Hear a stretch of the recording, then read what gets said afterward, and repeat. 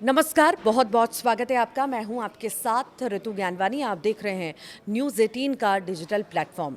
पश्चिम बंगाल विधानसभा चुनाव 2026 में शांतिपूर्ण मतदान के लिए चुनाव आयोग ने पुख्ता इंतजामात किए हैं। सुरक्षा बलों के 2 लाख से ज़्यादा जवानों को बंगाल में तैनात किया गया और इसकी वजह यह है कि बंगाल की राजनीति का एक कड़वा सच है और वो सच ये है कि यहाँ पर लोकतंत्र का महापर्व अक्सर लाल रंग में रंग जाता है और इसीलिए एक बार फिर हिंसा की चर्चा तेज हो गई है। नंदीग्राम से संदेश खाली तक हजारों परिवारों को मिले गहरे जख्म। जी हाँ, पिछले 2 दशकों यानी कि 20 साल का इतिहास अगर हम उठाकर देखें तो बंगाल में सत्ता का रास्ता बारूद और खून से होकर गुजरा है। नंदीग्राम से लेकर संदेश खाली तक राजनीतिक वर्चस्व की इस लड़ाई ने हजारों परिवारों को गहरे जख्म दिए हैं। आइए जानते हैं बंगाल के उस खूनी इतिहास का पूरा ब्यौरा जिसने बंगाल के लोकतंत्र को जख्मी किया, जो आज भी मतदाताओं के मन में दहशत पैदा करता है। 20 साल का खूनी सफर लोकतंत्र पर भारी पड़ी है हिंसा। देखिए, बंगाल में चुनावी हिंसा का सिलसिला किसी एक दल या काल तक सीमित नहीं रहा। पिछले 20 सालों में हिंसा का स्वरूप और भी भयानक हुआ है। चुनावी रैलियां, नामांकन और मतदान के दिन अक्सर बमों के धमाके और गोलियों की तड़तड़ाहट से गूंजते रहे हैं। 2006 से लेकर 2026 की दहलीज तक बंगाल ने सत्ता के कई रंग देखे हैं, लेकिन हिंसा का लाल रंग हर चुनाव में हावी रहा है। 2006 से 2011 वामपंथी शासन का अंतिम दौर और संघर्ष। देखिए, 20 साल पहले के दौर में वाम मोर्चा की पकड़ ढीली हो रही थी और ममता बनर्जी के नेतृत्व में तृणमूल कांग्रेस उसे चुनौती दे रही थी। नंदीग्राम और सिंगूर ये 2 ऐसे क्षेत्र रहे जिससे बंगाल की राजनीति की दिशा बदल दी, लेकिन इन आंदोलनों के दौरान हुई हिंसा ने देश का ध्यान खींचा। भूमि अधिग्रहण विरोधी आंदोलन के दौरान हुई हिंसा ने पूरे देश को हिला दिया था।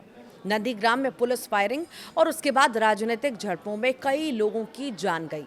इसे बंगाल में चुनावी हिंसा का सबसे काला अध्याय माना जाता है।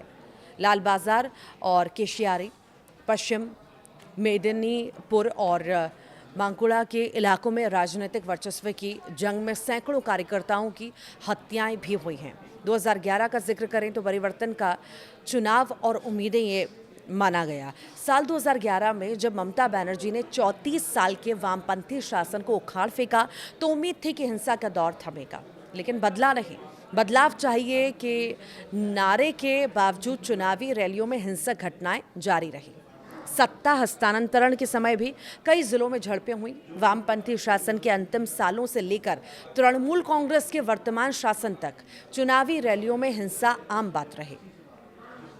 बंगाल में तृणमूल समर्थकों ने भाजपा उम्मीदवार शुभेंदु को दौड़ा कर पीटा। तस्वीरें और वीडियो वायरल हुए। 2018-19 का अगर हम जिक्र करें, हिंसा का नया और भयावह स्वरूप इसमें देखा गया। पिछले 20 सालों में साल 2018 के पंचायत चुनाव और 2019 के लोकसभा चुनाव को सबसे हिंसक माना जाता है। पंचायत चुनाव का काला अध्याय इसे कहा जाता है। बंगाल में विधानसभा से ज़्यादा खौफनाक मंजर पंचायत चुनावों में दिखता है। साल 2018 और 2023 के पंचायत चुनावों के दौरान हुई मौतों ने लोकतांत्रिक व्यवस्था पर गंभीर सवाल खड़े कर दिए थे। 2018 में बड़े पैमाने पर निर्विरोध जीत और नामांकन के दौरान भारी हिंसा देखी गई। विपक्षी दलों को नामांकन करने से रोकने के लिए बम और गोलियों का यहाँ पर खुल्लम खुला इस्तेमाल हुआ। लोकसभा चुनाव 2019 भाजपा के बढ़ते प्रभाव और टीएमसी के बचाव के बीच संदेश खाली और भाटपाड़ा जैसे इलाके जो हैं युद्ध के मैदान बन गए। जय श्री राम के नारों और राजनीतिक नारों के बीच खूनी संघर्ष की खबरें हर दिन आती रही। तो वहीं 2021 विधानसभा चुनाव के बाद हिंसा देखी गई। 2021 के विधानसभा चुनाव के नतीजे आने के बाद जो हुआ उसने लोकतंत्र को तार तार कर दिया।